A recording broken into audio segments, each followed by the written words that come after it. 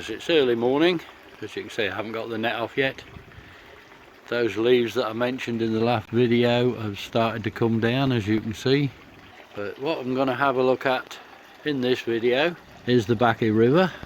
Going to see if I can get it built, so that's what I shall be on. It's pretty dull and cloudy here at the moment. We've had rain most of the night. We've got a little bit of wind coming apparently. We've got Storm Brian moving in, so I'm not quite sure what video I shall be getting done. Well guys, the first question is on doing this river is how do I connect the boxes. I was going to go for 1 2-inch pipe, but I think to get a more even flow between boxes I might go for 2. That's what the thinking is at the moment. 1 or 2 fixing pipes or flow pipes, connecting pipes. One is going to cost me about 30 quid. Twin pipes in there is going to cost about 60 quid for the bulkheads and everything. That's what I'm working on at the minute, 1 or 2 flow pipes. Well guys, I've at last got my bits. I've got the pipe and the wood for the Bakki River, so I can get on with it now. Okay guys, what I'm going to do here in the actual shed itself to mount this river on is I've got some wood there, and I'm going to reinforce these struts here just so that they don't bow the side of the shed. Don't forget there will be quite some weight on the top here, and what I shall do is put double dexing angle on the second strut that I'm going to fit to that, stop it bowing, so they will be doubled up to take the weight, and I think that should do it. I've got some more pieces of wood to put under the underside of this because this isn't very strong at all, so I've got some more wood to reinforce that underneath. I should keep that because it's a nice flat top for it to sit on, but like I say, I shall put a couple of struts under that to support that as well, stop it sagging basically. So I'm going to get on with that now. Well okay guys, as you can see I've beefed them up quite a bit. I've doubled them up, give me double the strength, and I've also changed these out for a lot deeper ones so that I've got that bit more beef on them as well. So they're all now twice the thickness really, I think, but that's got them all sort of beefed up now to take the weight. That should support the weight okay, so I can get stuck in now, get the shelf back on, and then concentrate on the river. Well that's it, the shelving's in and all ready for the river to go on it. So that's all ready to go now. I needn't worry about that anymore. I can forget that and concentrate on getting the river done now. Great stuff. As you can see, I have reinforced it underneath as well, just under the white shelving. I've put some wood across to help take the weight, so that should be alright now. Right, so what I'm doing here, I'm doing the piping for the river. I've gone with 2, as I said before. I'm going to go with 2 pipes so that I don't get any dead spots really, or help to prevent any dead spots forming in these corners inside. So I've gone with 2 pipes. I think one would have done it. I don't think it would have caused any problems, but I've gone with dual. So that's 4 of them in. I'll get the rest in. Just a quick tip, I don't know if I've mentioned it before, but if you ever fit in bulkheads, no matter what bulkhead really, don't forget your rubber washer always wants to go on this side, not the threaded side, because it will leak. Always put your washer on this side of the bulkhead or tank connector. Make sure your rubber washer goes on this side, the unthreaded side first. If you do actually put the washer on this side of the box where the nut goes on the thread, it will leak. Water will seep up the thread and out. It must go on the other side. Any bulkhead, any tank connector, always put the rubber washer on this side. Put it on there first and then place it in the hole. Okay guys, that's got it connected together, the 2 connected together. That's the first one of the lot of these 2. So that's the first flow pipes in there.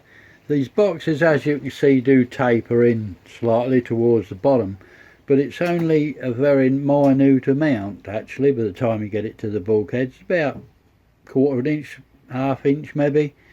So I think they'll take the strain. Once you get them tightened, they don't go down far.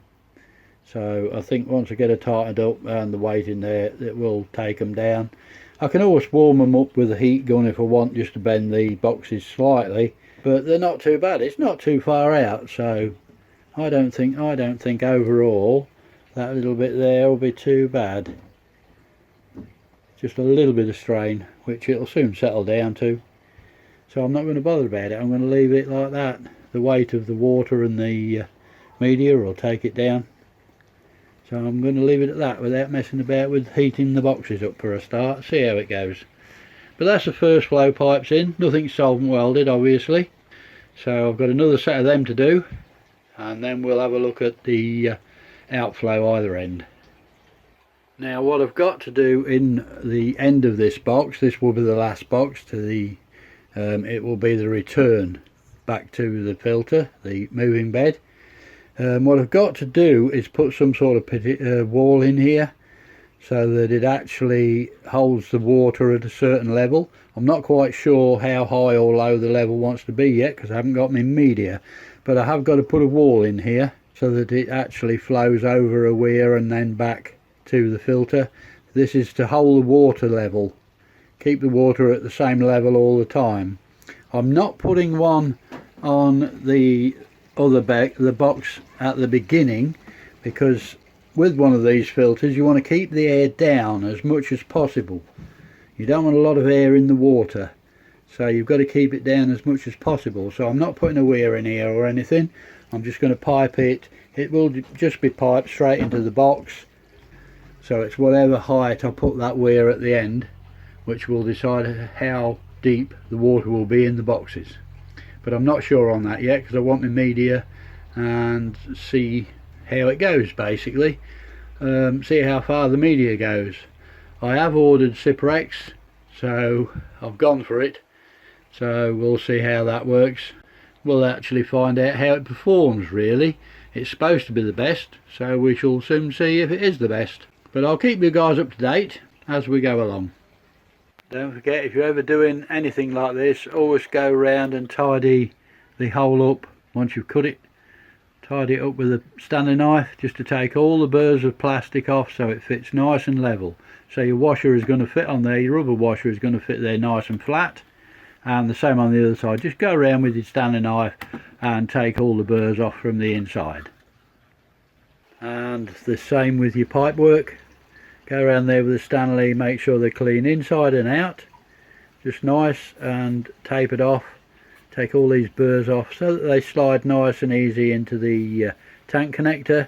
What you don't want is anything like this, these little burrs here sticking up, because what they will do is put a groove in the glue as you push them in, and that could cause a leak. So these edges want to be nice. Just take the sharpness off them, off this ridge round here. Take the sharpness of it, so it's just nice slight bevel on it, basically. And then as you push them in to glue them, you can push them in and slowly give them a turn as well. Okay guys, we're getting on quite well now. So it's in there, nothing's fixed yet by the way, but it's in and on the shelf. Just measuring it up basically and see how it fits. Like I say, I've got them to solvent weld yet, but it's all in there, all done. All I've got to do now is the feed and the return. So it'll be the feed from the moving bed and the return to the moving bed.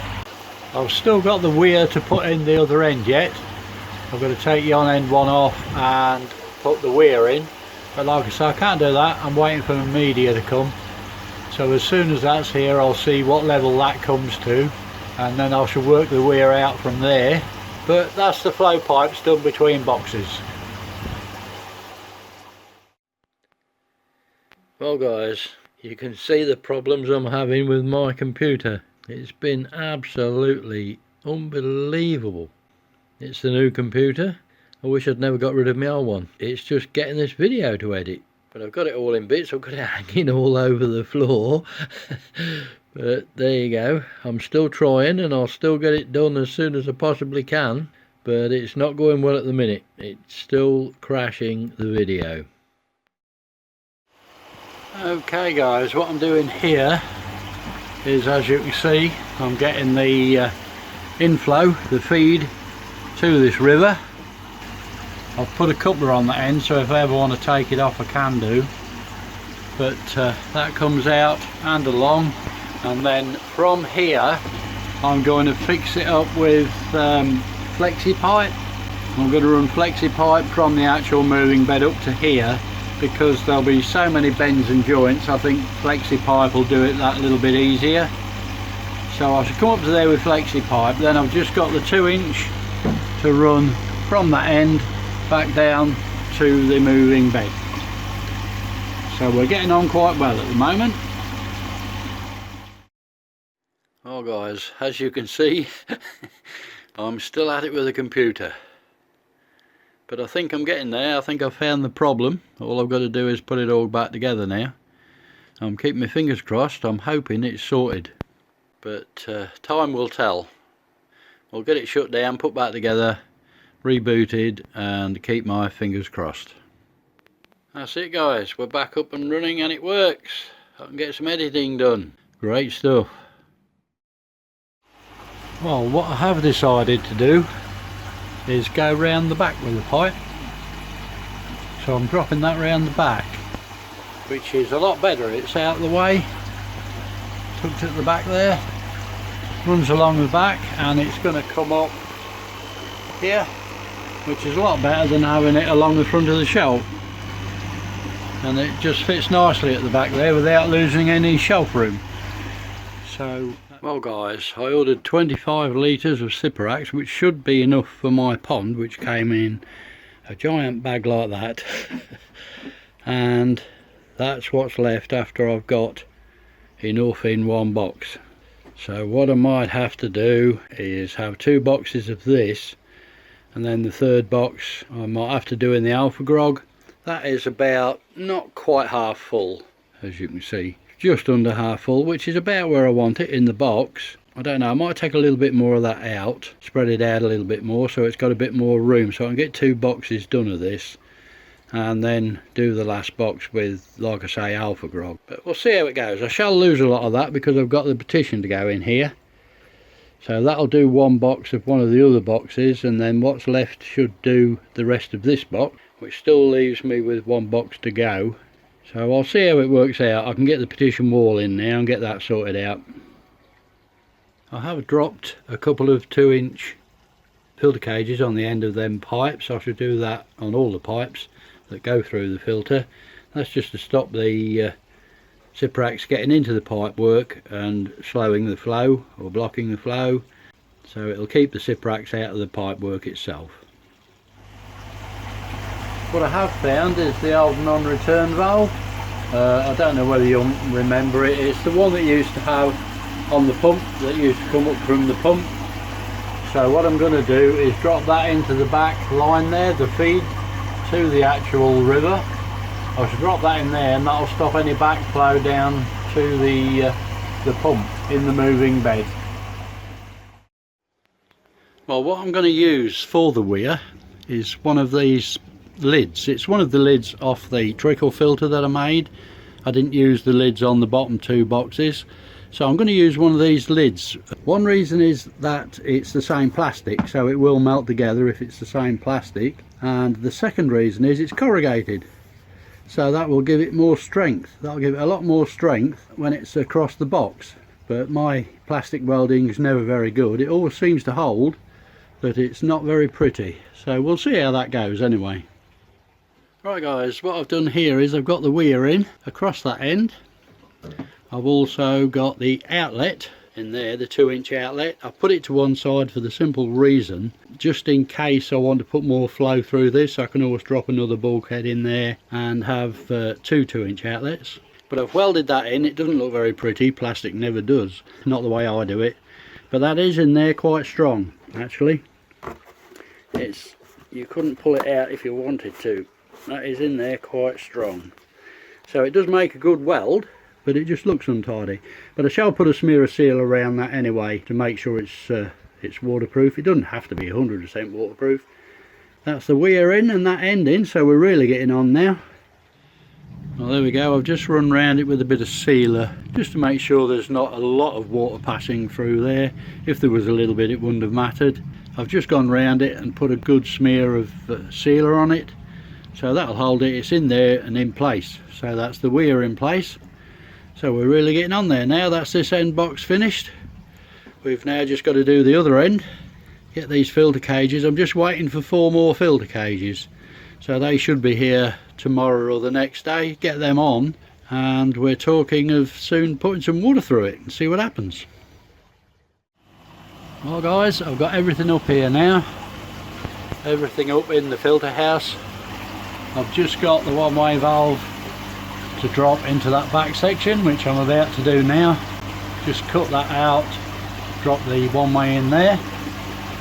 The boxes can then go back and be solvent welded up. All the pipe work can be solvent welded, and then it's just a matter of running the 2 flows back into the moving bed. So the pump feed and the return taken from and returned to the moving bed. So guys, unfortunately that's about it for this video. So what we shall see in the next one is the finish of it, I hope. All that's left to say is thanks for watching, do take care, and happy ponding.